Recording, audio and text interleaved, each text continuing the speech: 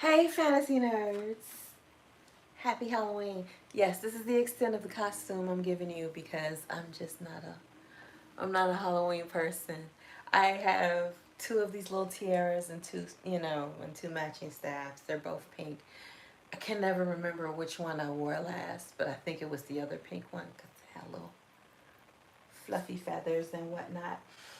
But I know, but I'm wearing this one that says princess because remember the fairy princess. I am tonight. We're gonna be talking about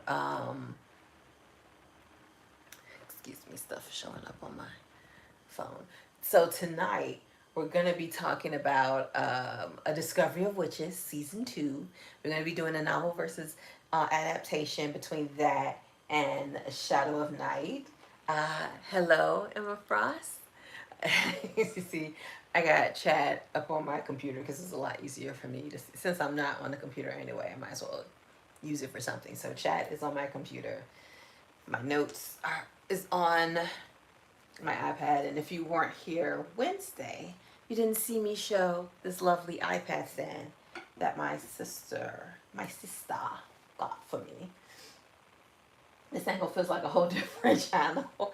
This is me going live from the YouTube app instead of going live from my computer. So, bing, bang, boom. So yeah, so we're gonna be talking about A Discovery of Witches, season 2 versus the novel Shadow of Night. And let's just say, I think with the last one, I was like, the last one, took out some things, but they added a whole lot of things that we just did not see in the novel, but we knew was happening, in other places, giving it more conflict. They did the same thing here, but they moved all sorts of stuff around. They moved sorts of stuff around and cut out a lot of stuff. And then, of course, as usual, added the other stuff we couldn't see.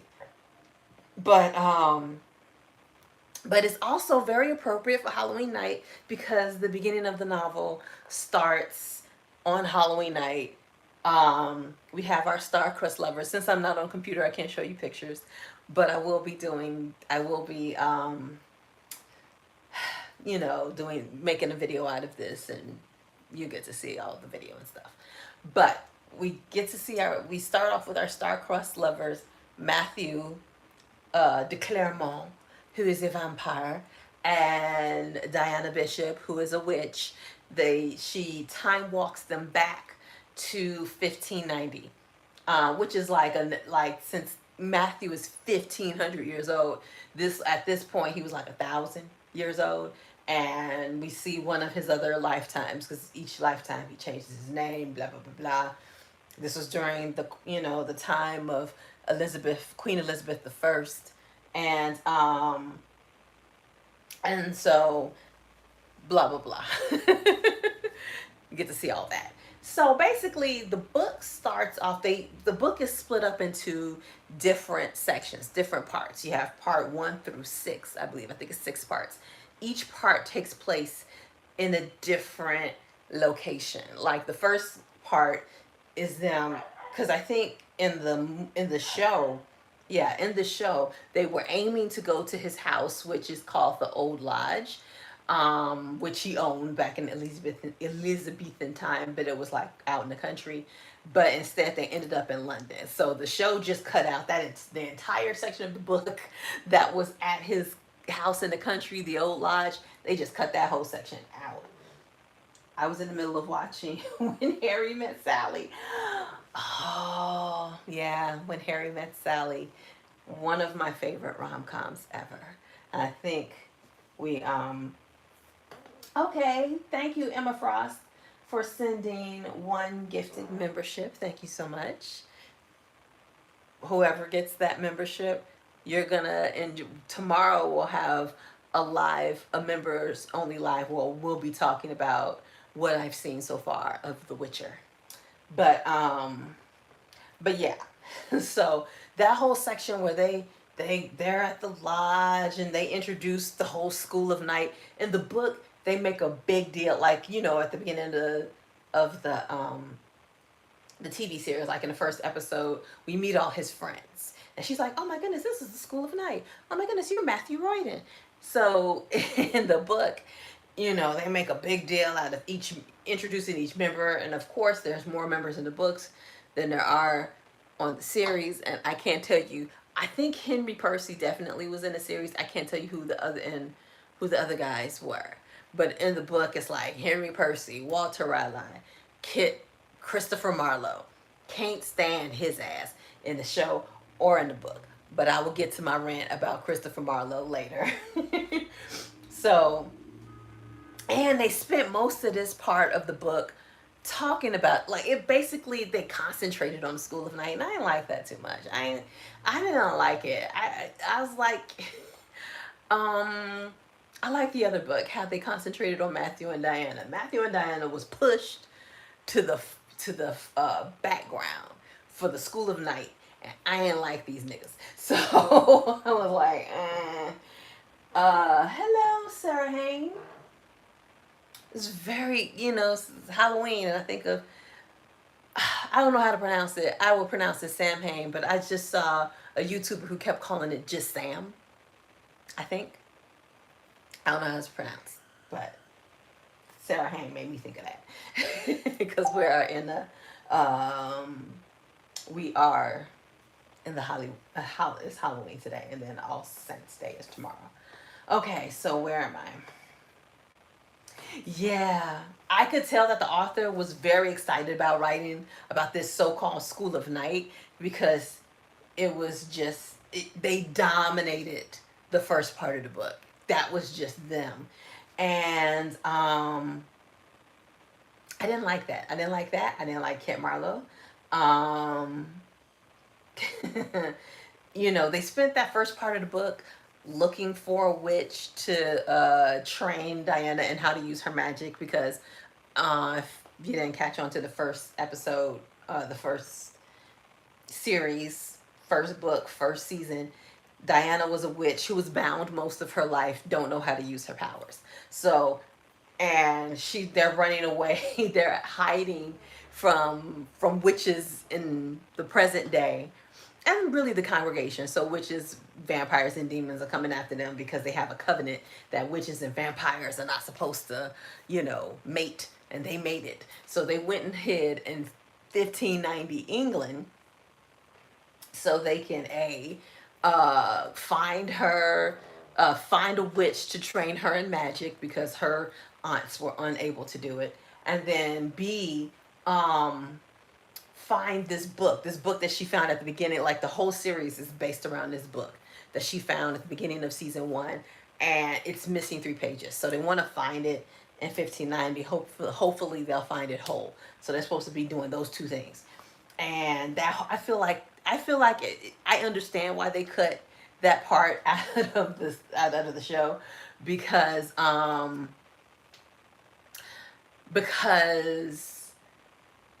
nothing really happens. Nothing really happens except for, you know, I mean, nothing that really moves the plot forward. You know, Kit goes around and starts telling everybody about Diana. Diana almost get, you know, arrested for being a witch, and they bully another witch to come to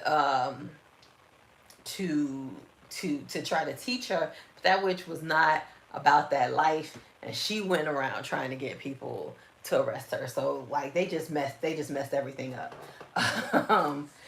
Oh, dirt. I was supposed to put on a microphone. I'm just realizing I'm supposed to put on a microphone, but whatever, next time. Okay. So, yeah. So, I mean, they spent most of that part of the book trying to get Diana to act like a woman from 1590. They kept emphasizing, oh my goodness, her accent is so strong, I can't understand the words she's saying. I'm like, seriously? No. If we can understand what a Scottish person is saying, you can understand what she's saying. It's not that deep. I can understand how her dialect could be throwing you off. Her dialect should have been throwing them off, but not her accent. Ugh. That just pissed me off.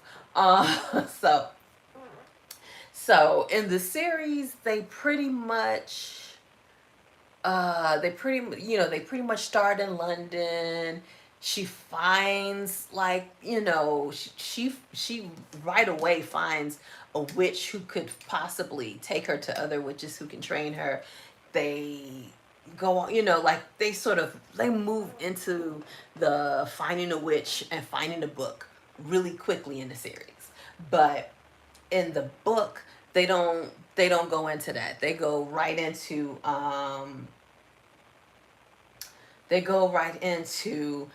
they go to France, where they where they meet Philippe, and then of course Philippe makes them marry.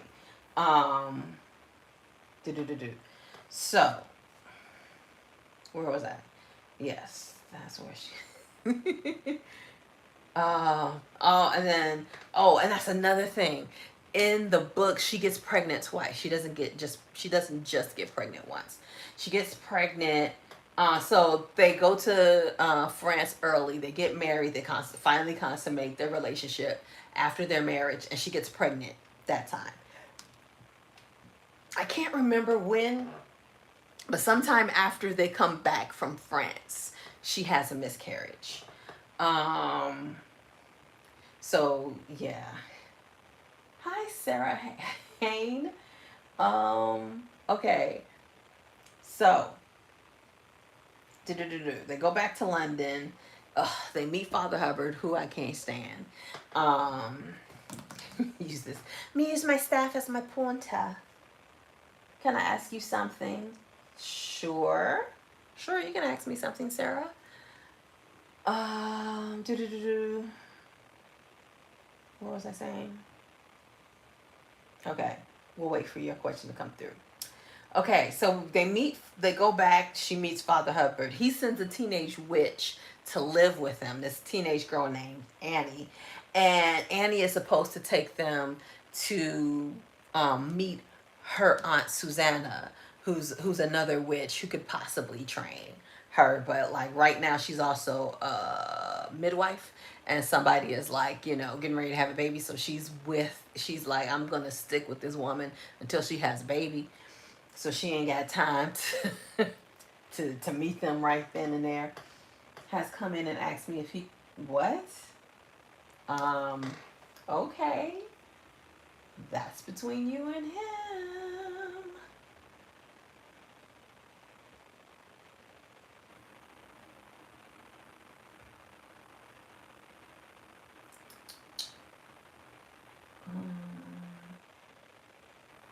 Here we go.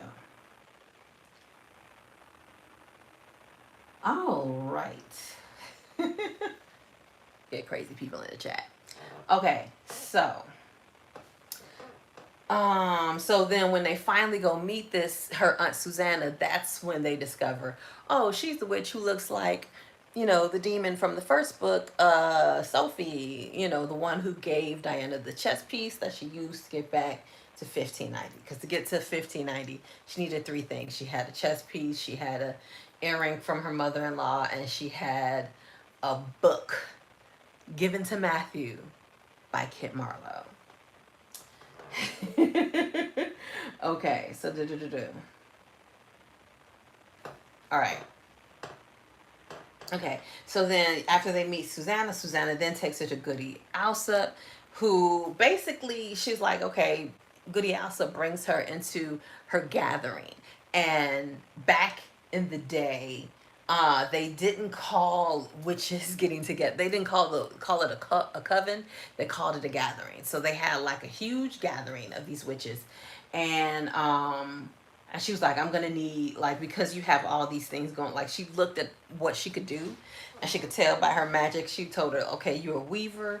You can, like, you're not a water witch or a fire witch or a wind witch. You can just use those elements because you're a weaver. But we still need to have water witches and fire witches and earth witches. We need, like, somebody from all the elements to train you. So she was gonna take, like, I think 5 or 6 people from her gathering to come and train her. And Susanna was against it. Here's my beef. Here's my beef so far with Deborah Harkness's books. Okay, and I recognize this is probably a failing of mine as a writer. Like, I'm very plot oriented, and I really feel like she always takes the long route to do everything. She takes the long route to do everything, and I can't. It was like, okay, we need these 5 people to train you. She's like, okay, we'll get let's get these 5 people together. And Susanna was like, nope, I don't think these people should train, like with everything going on, because there's like witch hunts going on in Scotland with King James the 6th, I think he was, and we don't want this trouble. But in the end, they had to go, and they had to go to this like witch council and bring it to them. So then everybody in the witch council basically ended up doing, instead of just these 5 people. And they ended up deciding, like, it was, I don't know, 14, 15 people on this council, and they all had to individually talk to her, because they was like, we all can't gather together all at once, because that's going to bring attention to us. So over a period of a couple of weeks, everybody tracked her down and talked to her. I'm like, oh my God, this was the most unnecessary thing. Having ended, like, sometimes it will be 2 or 3 people together, sometimes it'll be just one, blah blah blah blah, whatever. And sometimes they didn't even show it. It just felt so unnecessary. Why must we take the long route around everything? It feels like, sometimes it felt like in the book, like she was writing a college paper that had to be a certain amount of words, and she was filling up her her word count, because I felt like she did a lot of unnecessary things in this book. There was a lot of unnecessary long routes to everything. There was no shortcut to nothing. Everything took a long ass route to get done, and it was just, oh my God, can we just get, like, she's already at this point been there so long. She done been to France. She done been out in the country. She's been in London. She's been in France. It's like, heifer, you can't stay in the past your whole you can't stay there for a whole lifetime. You got to come back to the present at some point. I feel like it just wasted time. It felt like it was just wasted time. And it felt like, to me, it kind of felt, it very much reminded me of the Harry Potter books. Like, the Harry Potter books they have to, because of their, the format. The format of a Harry Potter book is just the length of a school year. Even when they weren't in school, it still took place over the course of a school year. So you stretched out things. You didn't get to certain plot points because you needed to be there in school instead of things that really didn't have to take a year. Like, the plots of Harry Potter didn't have to be a year long. It didn't have to be a year long, but she wanted to take place over the course of the entire school year. So a lot of stuff was very repetitive. A lot of stuff was stretched out, and it was just annoying. It was just annoying. But where was I? Complaining. Okay. So she takes her to Goody Alsop, who starts teaching her how to tie knots. Like, in the show, she's pulling out knots from, I don't know, the universe. They're metaphysical knots. But in the book, she gives her some silk cords that she uses to turn knots. And she's able to make spells by tying these silk cords. And it's 9 chords, because I think there's like all the spells, they're like a combination of all these 9 knots. They're never going to be more than 9 knots. But there was a 10th knot that only certain weavers, like every weaver can't tie the 10th knot. So she taught her how to tie the 10th knot. When Goody tied it, when she let go, it immediately let loose. But when Diana tied it, it stayed together, because Diana is the type of witch who can tie that 10th knot, which is about life or death. She can create or uncreate things, which is another reason why she was able to get pregnant with the vampire's baby, because she was a weaver and because she had the ability to create life. Blah blah blah blah. So she created life with a vampire twice in the past, because like I said, she had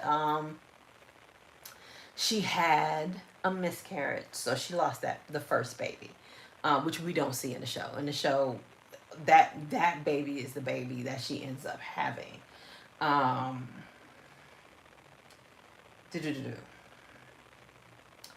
okay, I don't know, I can't remember if it was after, but right around the same time, this is when she when they catch Lil Jack pickpocketing her, and then she, like, oh, he has nowhere to go, da da da. Uh, she brings him into the house, and they basically adopt him. So now they have Jack and his teenage witch, because even though she took them to her aunt, she continued to live in the house. She continued to live in the house, be a servant. And then when you have her and Jack, they were basically like their adopted children. Like, they went into the past. They went all over to all sorts of countries. They adopted children. And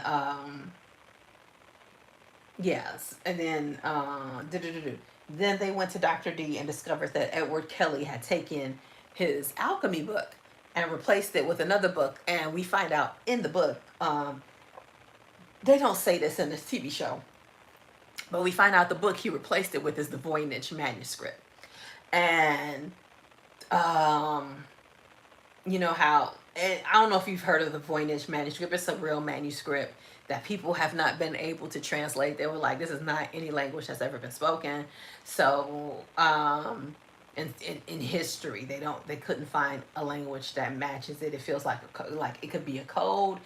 They were like, it could be an alien language. There was plants that don't exist on Earth. So they're trying to figure out, was the Voynich manuscript a hoax, or was it alien?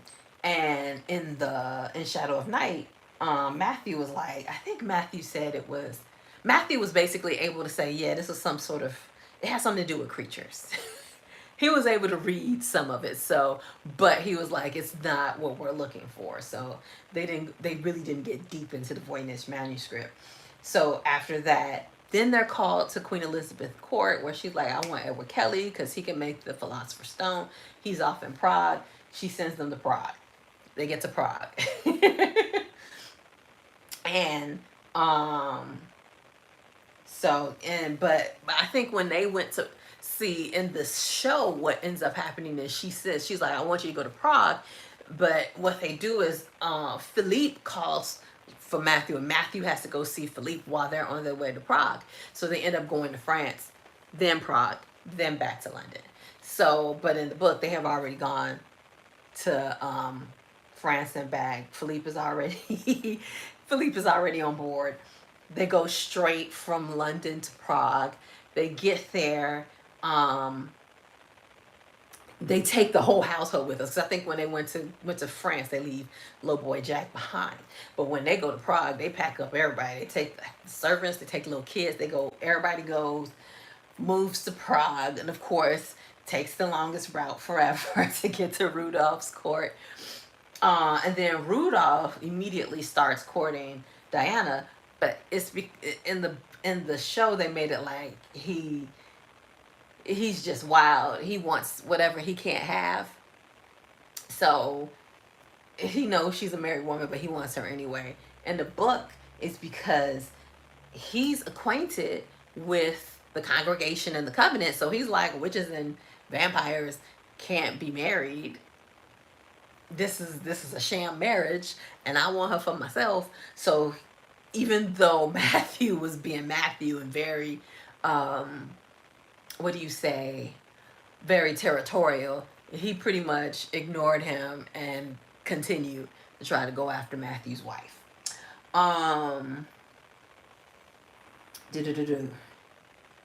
Okay.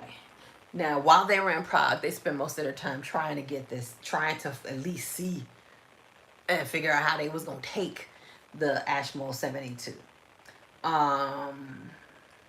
And also the difference between the show and the book. The show made it seem like Kelly was locked up at the palace with the book. He was not. He went there and he stayed there for like hours and hours upon end. But he had a wife and children and a home that wasn't far from where Matthew and Diana was staying, because they actually went to his house.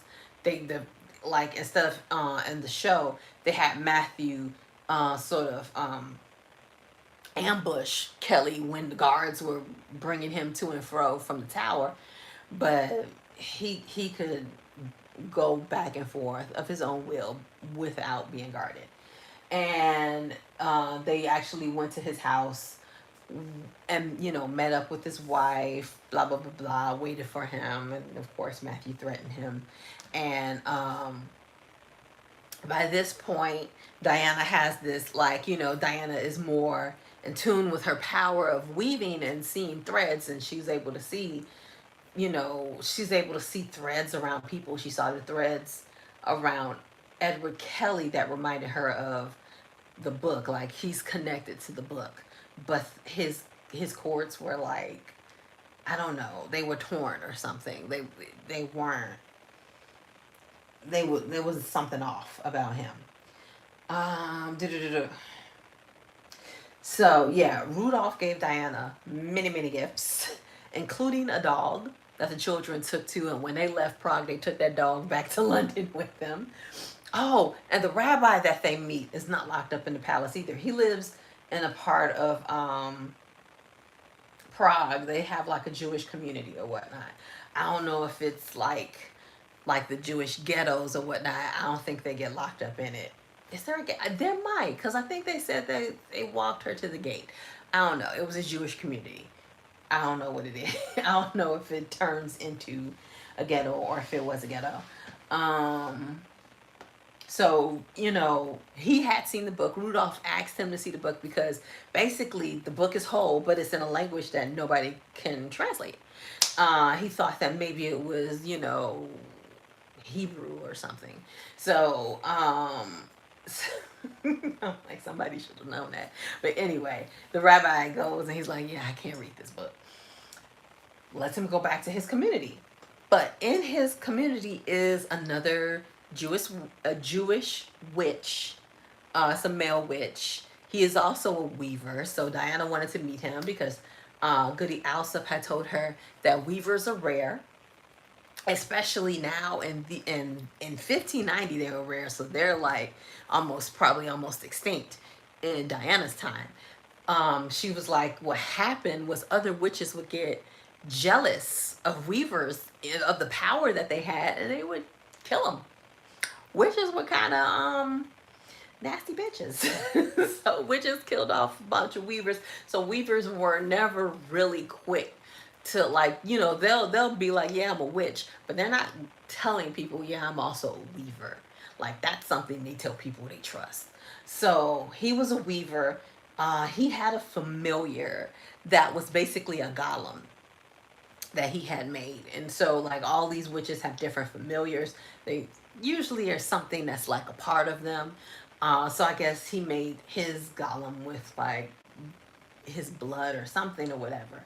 But Goody Alsop's familiar was something she called a fetch, which was basically like a shadow of herself. When we meet Diana's father, his familiar is like a bird, and we actually get to, you know, in the book, see his bird. And then we find out when that let's call her Julia, Diana's fire drake, her familiar, she's always had this familiar. Even back when she has a flashback, she has a memory to when she was a toddler playing in the snow with her dad, and her fire drake comes out and goes and flies around. So back in the day, she always had this familiar.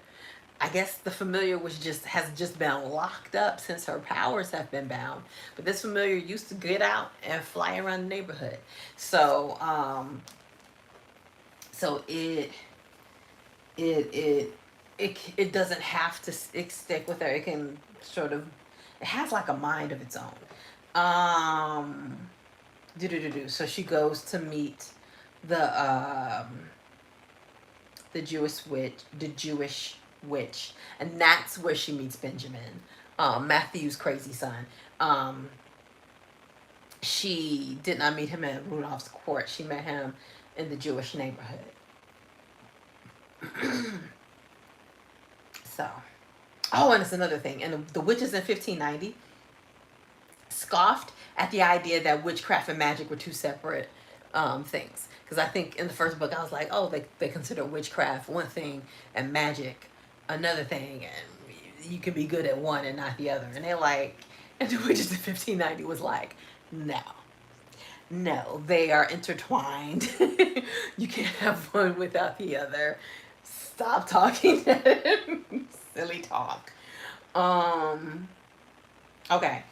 So, coming to the end of her time at oh Lord, coming to the end of her time at Prague, we still have, I don't know how many parts of the books to go, but she wasn't there when Matthew and Gallaglass took the book and Edward Kelly ripped the 3 pages out of it. They had sent her home so she can, so they can pack up their stuff and get ready to leave. But of course, because nothing happens expeditiously in this book, when they come back with the book, they don't just leave immediately. They just sit around and talk.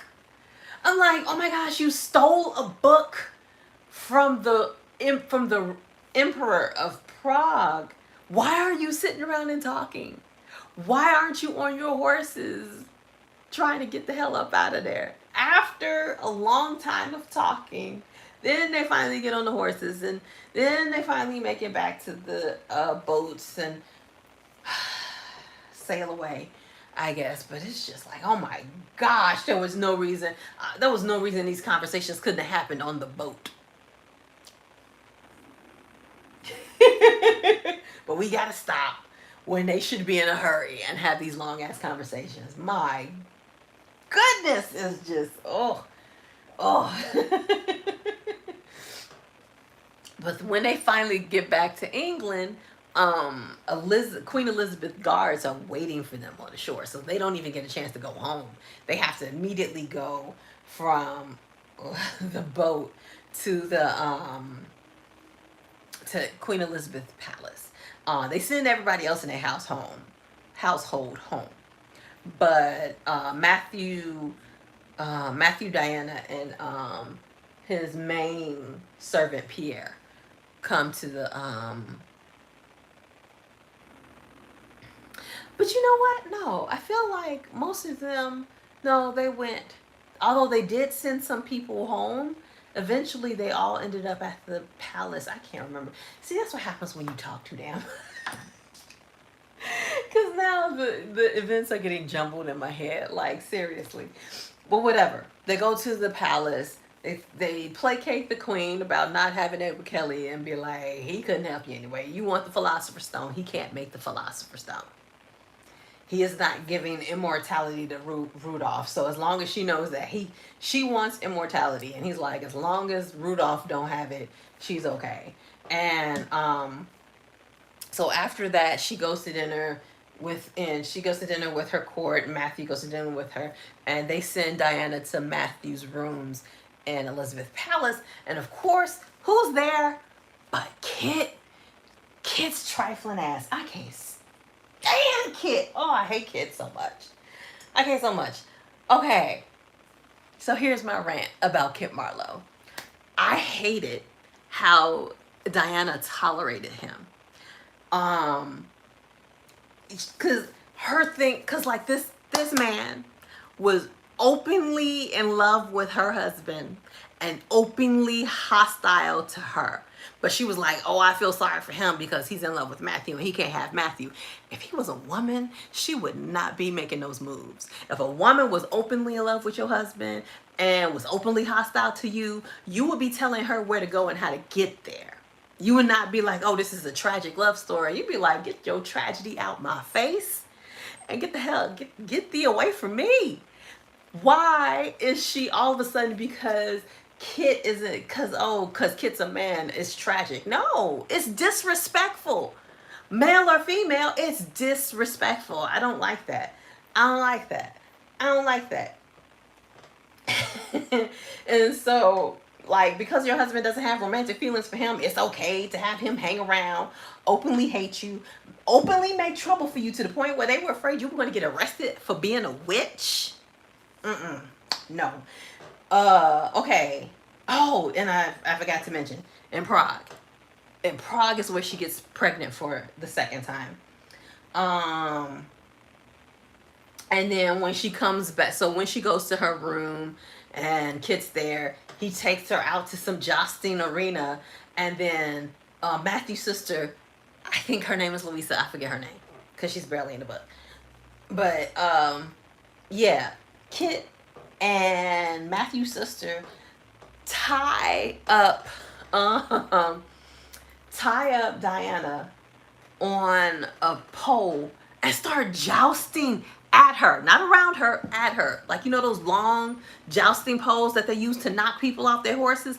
They run at her, and she ain't even wearing no armor. All she got on is a freaking corset. And they knock her in her chest and break her ribs with this. And do you know the heifer still ain't mad at them? Still ain't mad at them for doing this to her. Still ain't mad. She's like, oh, well, he's on opiates. He hates you whether he's on opiates or not. That's no excuse. He's on opiates. And you find out, oh, vampires, they don't feel the effects of drugs or alcohol unless they drink it from the blood of the human. So she's been drinking his blood. So she was high on opiates too. So, and she was like, no, they were high on opiates. No, they were hateful, evil people. Opiates or not, opiates just allowed them to do the things that they wanted to do. I just really, really hated her philosophy around Kit, because she allowed Matthew to go out with Kit, but like after the first miscarriage, Matthew was mourning the baby, so he would go out all night with Kit, with the man who was in love with him. Stay out all night with him. Hell no, you ain't being out all night with someone who's in love with you and who hates me. I don't care if you want them or not. Not happening. Not happening. Do not love that. It's like I hated her reaction to Kit so much. I was literally yelling at my iPad while I was reading it. And then I found on Instagram, you know, that great philosophical app. I found a meme, you know, where one of those deep memes that people say to make you think. But anyway, they were like, it's dangerous to have people around you that envy you. They look at you as competition while you look at them as friends and family. And I was like, oh my God, this is perfect for Diana.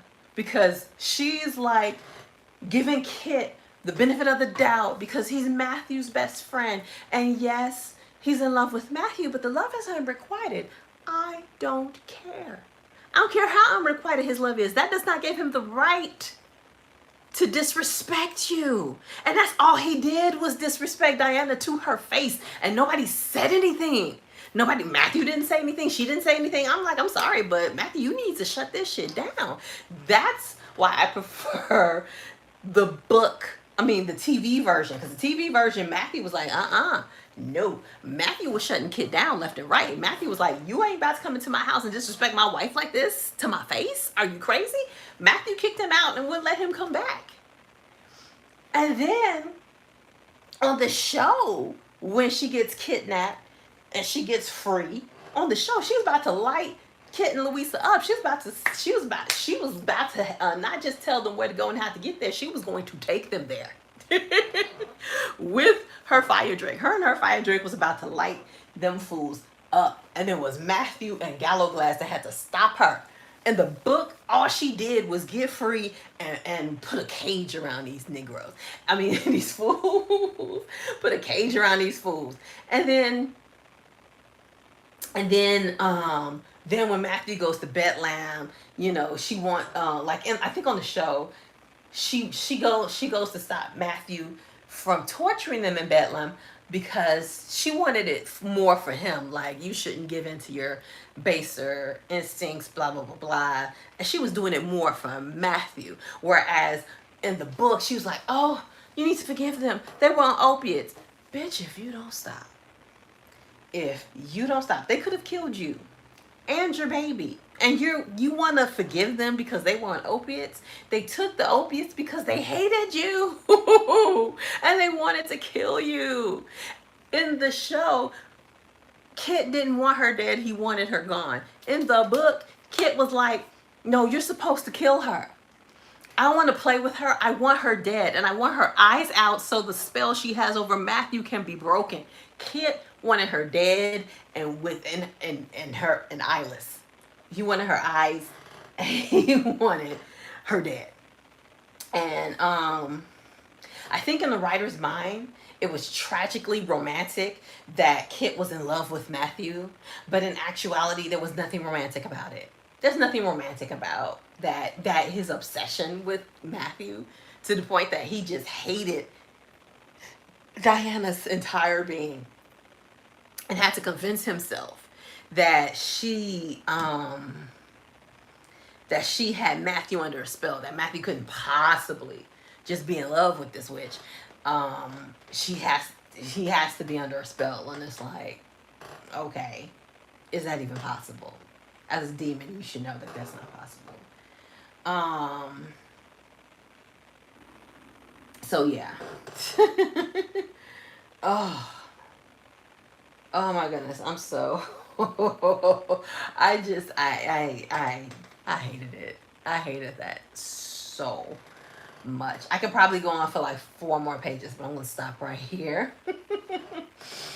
Okay, so after that section of the book, then Diana's father comes to England, and by this time, oh, this is starting to hurt. Father comes to England, and by this time it's 1591. They are trying to wrap up all of their business so they can finally time walk back to the future. But of course that's taking forever because why do anything expeditiously? So her father comes and they actually get to spend 2 weeks together. I think they make it seem like she meets him once and then he's gone.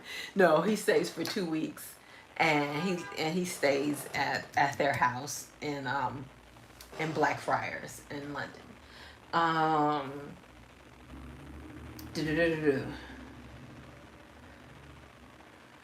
Okay, so basically her father, it was her father who, I think he did it in the show too, broke her down and was like, you doing too much. You're not supposed, you've been here for like 7 months. Like literally she got pregnant twice. She got pregnant twice. That's how long she was in the past. She got pregnant, had a miscarriage, got pregnant again, adopted these 2 kids, been to France, been to Prague, been out to the country, living in London, making friends everywhere she goes. Affecting history everywhere she goes. And he's like, no, you need to carry your happy ass home, and you need to leave the book here. You cannot take the book back with you. You can't do that. So they finally get ready to go home. And of course, they decide to have one last night where they invite everyone they've ever met in the past to come say goodbye, including Kit, after he tried to kill her. She was like, him and Matthew were best friends, so he should get a chance to say goodbye. Bitch, Matthew said goodbye to him in Bedlam. Forever. Why does he get another... I'm gonna get... I'm gonna get riled up again if I keep going on how stupid her tolerance of Kit is. It's so stupid. But here's something else she did that was stupid. Trusted Father Hubbard. There was no reason for her to trust Father Hubbard. I mean, every time I say Father Hubbard, I think of old Mother Hubbard lived in the cupboard. That's what he thinks. It's like, why would you trust him? Because like she was like, okay, I need to make arrangements for these 2 kids that we adopted that we about to leave behind. And the thing about it is, you knew when the teenage witch was sent to you that Hubbard was already taking advantage of her. Why would you trust him with her again? Like, you had to protect her from him, right? You protected her from him. But now you're going to put her care back into his hands. That was the dumbest thing ever. And then you're gonna protect your human little boy. She kept going on and on about the school of night. When it was time for her to put her trust in the school of night, she puts it in Father Hubbard. It's like Henry Park. For her to be so smart and have all these degrees, she was the dumbest person. I swear she was this close to being one of those too dumb to live characters. Because reading the book, you can tell that there was many members of this group that would crawl over broken glass in the desert for Diana. Why would you go to somebody you couldn't trust to take care of these kids when you had all these men? One of them was a lord. The other one was a vampire. And they all had better means to take care of these kids than Father Hubbard. Like, what is you doing? What is you doing? Oh, what does that mean? Oh, hold up. You put too much dip on your chip. She was going around with chips loaded with dip. No. Oh my goodness. Just stupid. And they tried to cover this up in the book by saying, oh, her she was like, I'm going to give you one drop, and her familiar sort of stopped him from getting, I don't know what she thought she was doing. I don't know how she thought she was pulling the wool over his eyes, but the familiar kept it from being more than one drop dropping into his mouth. But I'm like, you shouldn't have done it at all. There was no reason to do it. Gallo Glass would have looked out for those kids, and Gallo Glass is immortal. It was so stupid. It was so stupid. and it's like, one of the things that I hate about books is when books have characters do dumb things because the plot needs them to. So she was tolerated. She tolerated Kit because the plot needed her to. Because the plot needed her to keep letting this fool back into her life so he can attempt to kill her. And the plot needed her to bring Hubbard into the mix. Because, I just started reading the third book. But in the third season, we see that Hubbard, he has something to do with the plot in the third season, in the third book. So we needed to bring, it was like, again, that could have been Gallo Glass. That did not have to be Hubbard. I feel like if you want your character to feel like, okay, if you want something to happen, like, well, they need to go to this character, you need to position everything in their life where they have no other choice. She had other choices. She had better choices. The only way it would have made sense for her to go to Hubbard if he was the only choice. And he was the best choice. Better than doing nothing. Because seriously, she could have done nothing. But anyway. So yeah, I hate that. Okay, yeah, so they take forever to leave, having a long ass goodbye with everyone they've ever met in 1590. Diana gets one last chance to change history before she leaves, and takes it despite everyone telling her, y'all already spent too much time in 1590. Hell, it's actually 1591 by the time they leave. And she wanted to leave her mark along with the 15,000 other marks she left on history. I mean, come on. Like, they kept, there was the miniatures. There was this little book she wrote. It was just all these little things that kept popping up in the present time as evidence, including the last thing she did with the telescope. She, like, one of the characters of the School of Night invents a telescope, and she makes him write his name on the side so people in the future would know that he was the one who invented the telescope and not Galileo or whoever it was. So And then because because the author's got to be long about everything she does, when they finally time walk back, they do not go directly to Septor's. They were trying to go. Okay, so she was trying to go to the old lodge, but for whatever reason, as she was trying to tie the knot, wouldn't let her go there. Then goodness, this keeps. Then she tried to go to Septor, wouldn't let her go there. So finally, they had to go all the way back to Madison, New York, where they first left, and because like where they needed to be was Septor, so they had to go to Madison, get changed, go get into the garage because well, not a garage but a barn, because they figured a car was waiting for them there, drive to the airport and fly to Amsterdam and get a car that Marcus left for them, and it was a car that Matthew didn't like, so he stopped and bought a brand new car because he hated the car that Marcus got him.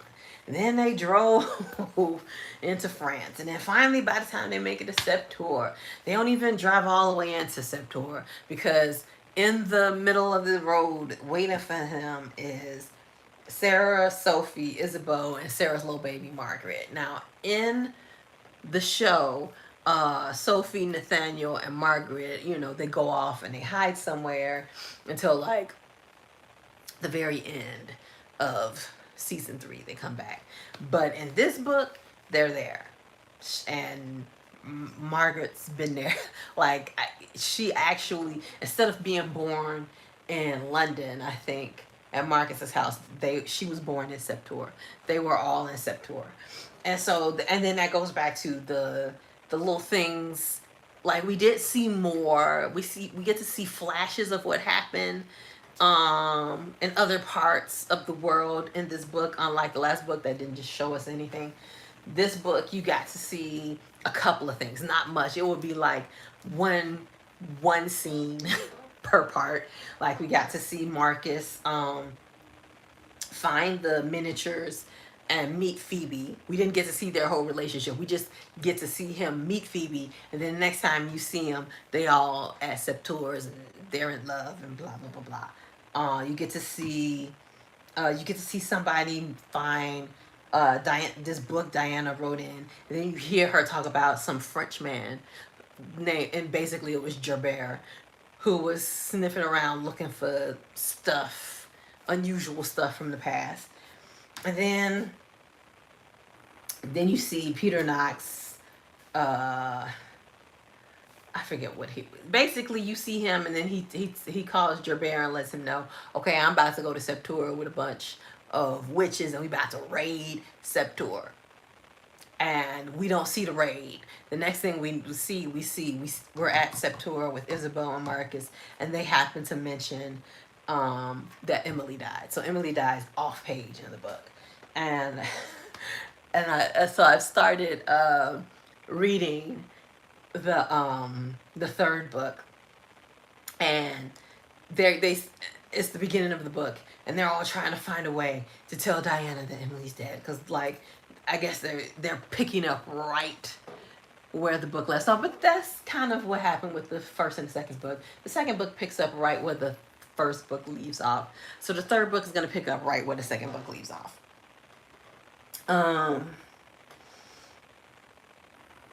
Also there's although there's a bunch of characters in the book that isn't introduced in the show, there was an extra one who was like, her name is Varen. She's a vampire. She's one of Philippe's daughters.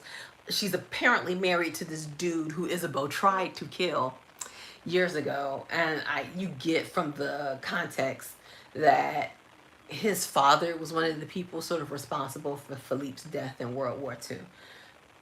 But Varen protected him from Isabeau and then eventually marries him, which is crazy because apparently Varen knew him as a little boy. And when he becomes old enough, she marries him. It feels really gross. I'm glad they left that out of the show. Okay. So, okay, do you need to ask? I was like, which do I like best? Do you even need to ask? This show by far. Basically, I did enjoy the book. I liked how their time was spent in 1590. Okay, so I mean, I like how their time was spent in 1590, 91 better in the book. After the Old Lodge, everything was tons better because I didn't like the whole focusing on the School of Night. I like how they arranged uh, each country into its own book. I like that she got 2 weeks with her father. They both got to spend time with their dead fathers, and each of the fathers knew that they were going to die sooner than expected. I mean, the vampire didn't expect to die at all.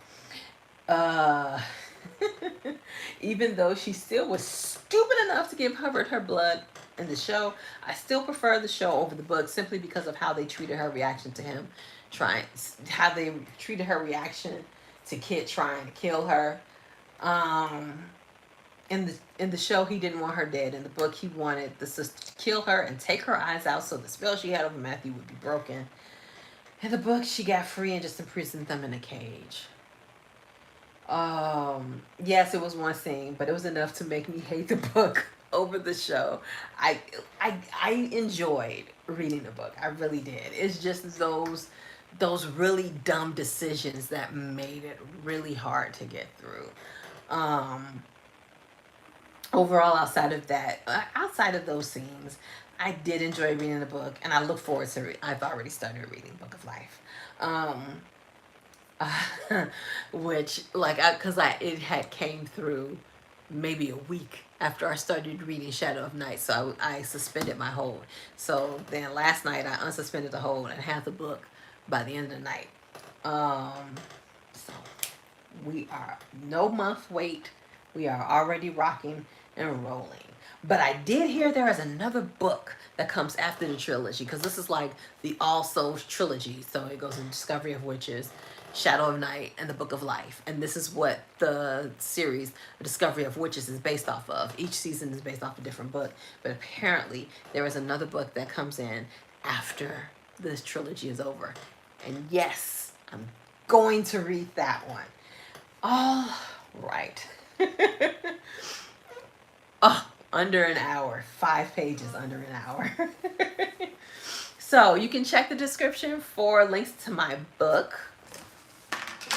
This book right here, The Fairy Princess. Merch related to the book. And a fantasy group, a Facebook group called The Fairy Princess, where we can talk and extend the conversation there. You can support the channel by donating to Ko-fi, Cashapp, or Super Thanks. You can also join my membership and get you some fantasy nerd merch in the links below the video. If you receive that free fantasy nerd membership, tomorrow we're going to be doing a members only live where we're going to be talking about what I think of The Witcher so far. So I won't be talking about the whole season. I know I won't have watched the whole season by then, but probably at least the first few episodes I'm going to talk about what I think of it so far. You can also check the description for my affiliate link to bookshop.org. So if you like to read books that, TV shows and movies are based off of, like I do, you can buy the books through my bookshop.org link, and I get a kickback for that. So thank you so much in advance.